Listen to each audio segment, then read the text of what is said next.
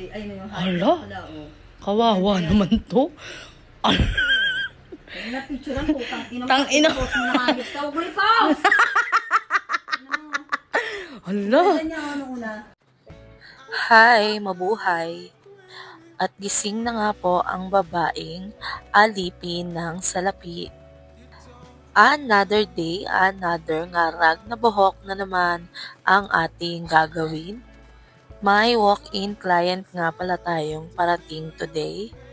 So habang ako ay naghihintay sa ating walk-in client, sa mga oras na to ay nag-check ako ng mga message na nag-i-inquire sa akin.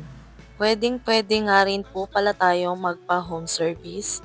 Pwede rin po mag-walk-in dito sa bahay. Ang ating customer nga pala ngayon ay sobrang nai-stress sa kanyang buhok. Kaya halika't samahan niyo po ako sa aking pag-reband at Brazilian treatment. Hala, At ito na nga po ang hair condition ng ating client. anong nangyari?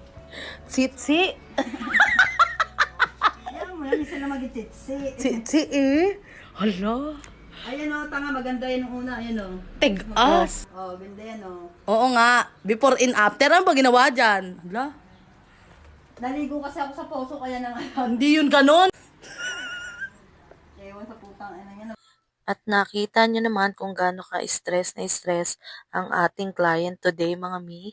At ang pinagawa niya nga po pala ay rebond with Brazilian Botox.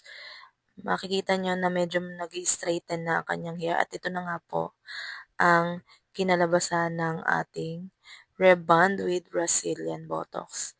Kitang-kita nyo naman sa kanyang hair na medyo nabuhay ang kanyang hair. Di katulad kanina. Ayan, nakakangiti na siya. Hindi na siya galit. Charot.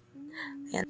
Yung una nga po palang humawak ng kanyang buhok o gumawa ng kanyang buhok ay hindi po ako mga madam. Ipinagkatiwala niya to sa ibang hairstylist pero hindi niya inaasahan na magiging ganon ang kakalabasan ng kanyang hair.